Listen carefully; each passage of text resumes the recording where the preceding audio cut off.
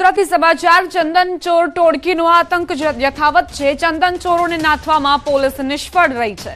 સરદારબાગમાં બે ચંદનના વૃક્ષની ચોરી। ચંદન ચોર ટોળકી વૃક્ષનું થડિયું લઈને ફરાર। એક થડિયું સ્થળ પર જ પડ્યું રહ્યું। ચંદન ચોર ટોળકીમાં 7 સભ્યો સામેલ હોવાની શંકા છે। અગાઉ એમએસ યુનિવર્સિટીમાં પણ ચંદનની ચોરી થઈ હતી। કોર્પોરેશને કરોડોના ખર્ચે સિક્યોરિટીનો આપ્યો છે કોન્ટ્રાક્ટ, છતાં ચંદન ચોર ટોળકીને રોકી ન શકતા અનેક સવાલ ઊભા થયા છે। સંવાદદાતા હાર્દિક દીક્ષિત લાઈવ જોડાઈ ગયા છે, તેમની પાસેથી વધુ જાણકારી લઈશું। હાર્દિક, આ પહેલા પણ એમએસ યુનિવર્સિટીમાં ચંદનની ચોરી થઈ હતી અને વધુ એક વખત આ જ પ્રકારે ચોરોએ જે ચોર ટોળકી છે તેણે પોતાની કરતૂતોને અંજામ આપ્યો છે, શું વિગતો?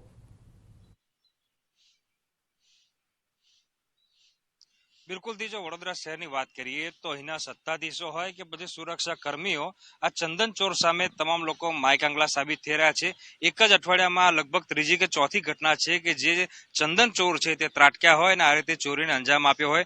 થોડા દિવસ પહેલા તમે જાણો છો કે એમએસ યુનિવર્સિટીમાંથી ચંદનના વૃક્ષની ચોરી થઈ હતી, ત્યારે પરમ દિવસની વાત કરીએ તો પરમ દિવસે એ જ એમએસ યુનિવર્સિટીનો જે બોટનિક વિભાગ હોય છે ત્યાંથી જે ચંદનનો વૃક્ષ છે તે ચોરી કરવાનો પ્રયત્ન કરવામાં આવ્યો હતો। હવે ગઈકાલની વાત કરીએ તો ગઈકાલે આજે સરદારબાગ છે તે સરદારબાગમાંથી જે ચંદનનું વૃક્ષ છે તે ચોરી કરવામાં આવ્યું છે। એટલે લગભગ એક અઠવાડિયાથી જે ચંદન ચોર ટોળકી છે તે સક્રિય થઈ છે અને પોલીસ અને જે વહીવટી તંત્ર છે તેને ખુલ્લો પડકાર જે છે તે આપતી હોય તેમ લાગી રહ્યું છે। આ ચંદનના વૃક્ષની વાત કરીએ તો ઇન્ટરનેશનલ માર્કેટમાં તેની ખૂબ જ ઊંચી કિંમત હોય છે, એના કારણે જે ચંદન ચોર છે તે આના પર દાનત જે છે તે બગાડતા હોય છે અને ચોરીને અંજામ આપતા હોય છે।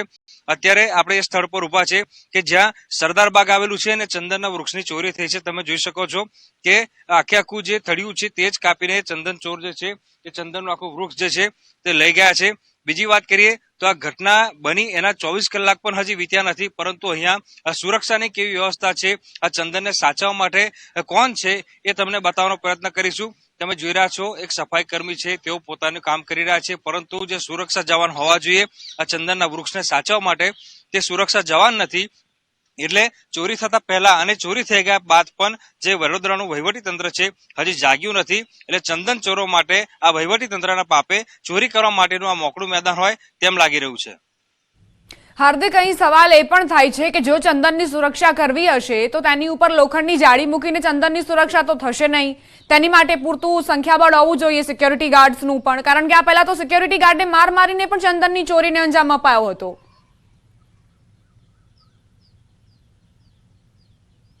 બિલકુલ થી જો સિક્યોરિટી ગાર્ડની વાત કરીએ તો એમએસ યુનિવર્સિટી હોય કે પછી વડોદરા કોર્પોરેશન હોય, આ બંને જગ્યાએ જ્યારે સિક્યોરિટીનો કોન્ટ્રાક્ટ આપવામાં આવે છે ત્યારે સિક્યોરિટી કર્મચારીઓ પાછળ કરોડો રૂપિયાનું એંધાન જે છે તે કરવામાં આવતું હોય છે। આ તમે લોખંડની જાળીની વાત કરી તો આ જાળી તમે જોઈ રહ્યા છો કે જ્યારે આ વૃક્ષની ચોરી થઈ ત્યારે આ જાળી લગાવેલી હતી અને આ કાઢીને જે ચંદન ચોર છે તે અહીંયાથી ચંદનનું જે વૃક્ષ છે તે ચોરીને લઈ ગયા છે। એટલે સિક્યોરિટી પાછળ ખર્ચાતા જે કરોડો રૂપિયા છે આ તેનો અહીંયા વેડફાટ થતો હોય તેમ લાગી રહ્યું છે, પરંતુ છેવટે જે નુકસાન થઈ રહ્યું છે તે વડોદરા વાસીઓનું થઈ રહ્યું છે, વડોદરા શહેરનું થઈ રહ્યું છે। ત્યારે સત્તાધીશોને માત્ર ને માત્ર પોતાની સુરક્ષાની પડી હોય ત્યાં પ્રકારની પરિસ્થિતિ સર્જાઈ છે। એમએસ યુનિવર્સિટીની આપણે અગાઉ વાત કરી હતી અને અત્યારે પણ વાત કરી લઈએ તો તેના જે વીસી છે તેમની સુરક્ષા પાછળ લગભગ 10 થી 15 જે સિક્યુરિટી જવાનો છે તેઓ તૈનાત રહેતા હોય છે, પરંતુ જ્યારે ચંદન કે જેની બજારમાં કિંમત અમૂલ્ય છે એ ચંદનને જ્યારે સાચવવાની વાત આવે છે ત્યારે સુરક્ષાની કોઈ પણ જાતની વ્યવસ્થા જે છે તે જોવા નથી મળતી। કેટલીક જગ્યા પર તો એવા કિસ્સાઓ બન્યા છે કે યુનિવર્સિટી કેમ્પસમાં સિક્યોરિટી ગાર્ડની હાજરી હોવા છતાંય જે ચંદનના વૃક્ષ છે તેની ચોરી થઈ જતી હોય છે। આ કોઈ હાથથી અજમાવેલી કરામત નથી, પરંતુ જે ચંદન ચોર છે તે કટર મશીન લઈને આવતા હોય છે। એટલે સિક્યોરિટી ગાર્ડ એવી કઈ ઊંઘમાં હોય છે કે જેમને જે આ કટર મશીન છે તેનો અવાજ સુદ્ધા સંભળાતો નથી। એટલે મેં કીધું પ્રમાણે કે આ વડોદરા શહેરના જે સત્તાધીશો છે અને સુરક્ષા કર્મીઓ છે તે ચંદન ચોરો સામે માયકાંગલા સાબિત થયા હોય તેનો આ જીવંત પુરાવો જે છે તે જોવા મળી રહ્યો છે। આભાર હાર્દિક જાણકારી આપવા માટે।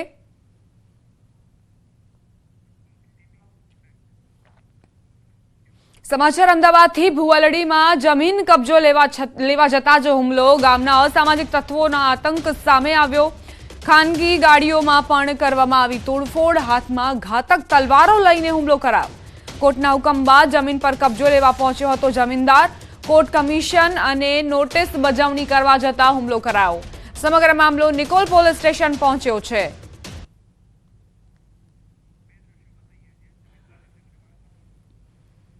તો કઈ રીતે જમીન માટે જંગ થઈ ગાડીઓ પર હુમલો કરાયો, તલવારથી પણ હુમલો કરવાની ઘટના બની છે, ગાડીનું કચ્ચર ઘાણ નીકળી ગયું છે તે જુઓ, ખાનગી વાહનો પર પણ હુમલો કરવામાં આવ્યો।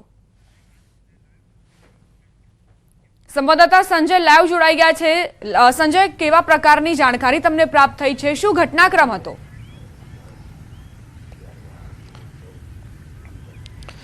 બિલકુલ દીપા, જે છે અમદાવાદના રિંગ રોડ પર આવેલું જે ભુવાલેડી ગામ છે અને ત્યાં જમીનનો કબજે લેવા બાબતે જે છે તે ગઈકાલની જે હું સીધા દ્રશ્ય આપને બતાવીશ કે આ જે જગ્યા જે છે ગામના પાદરની જગ્યા કે જ્યાં છેલ્લા ઘણા સમયથી જે છે તે આ વિવાદ ચાલતો આવે છે। ગામ લોકો અને જે કબજો જે લેવા માંગે છે જમીનનો તેમના વચ્ચે ખાસા સમયથી જે છે તે આ વિવાદ ચાલતો આવે છે અને જેના કારણે ગઈકાલે આ ધીંગાણાના દ્રશ્યો જે છે જે ફિલ્મી દ્રશ્યો હોય તેવા દ્રશ્યો સર્જાયા હતા અને જે અહીંયા જે ગાડીઓ જે છે તેના કાચ તોડવામાં આવ્યા હતા।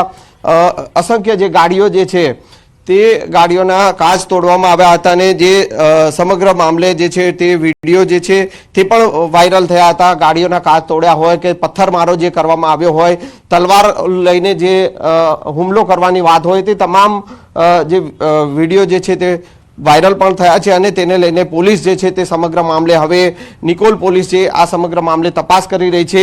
ગામના ડેપ્યુટી સરપંચ છે, શું નામ છે તમારું? અને ઠાકોર રણછોડજી, જે આ સમગ્ર જે ઘટના બની હતી, શું ઘટના છે આખી આમાં? એટલે ઘટનામાં એવું છે કે કારણ કે આ રામજી મંદિરની જમીન છે, બરાબર। ટ્રસ્ટીઓ જે આમાં વાવવા આલી હોય પછી એમને જે હડપ કરવાની એમની જે ગણતરી હોય, બરાબર। આપણે એટલું બધું બહુ પેલું એ નહીં, પણ આ ગામ લેવલે પછી શું ગામના લોકોને કોમમાં આવે એવી જગા છે, બરાબર। સમૂહ લગ્ન થાય કોઈ બી આ ટ્રસ્ટની જમીન છે, એટલે આ લોકોએ હડપ કરવાની પેલું એ કર્યું હોય। ઓકે, ગઈકાલે જે લોકો આવ્યા તો કોણ હતા અને આખું આજે એ વખત તો હું હાજર હતો જ નહીં, બરાબર। બહારના કોઈ આયા છે ગુંડાઓ જે આયા હોય, આપણને તો કોઈ ખબર નહીં, બરાબર, એમની રીતે, બાકી આપણે એટલું બધું જાણતા નતા। ઓકે, અન્ય ભાઈ પણ છે, શું કહેશો આજે કેટલા સમયથી જે છે આખી આ વિવાદ ચાલી રહ્યો છે જમીનને લઈને?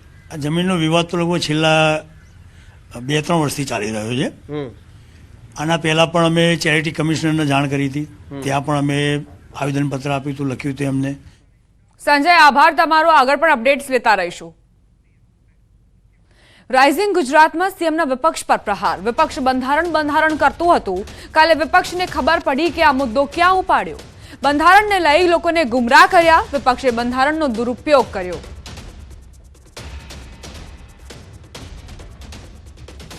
બંધારણ કરતા હતા, બંધારણ કરતા કાલે એમને એમ થયું કે ક્યાં આપણે બંધારણ ઉપાડ્યું, પ્રોબ્લેમ થઈ ગયો મોટો। કાલ મેક્સિમમ તમે જુઓ, મેક્સિમમ દુરુપયોગ કર્યો છે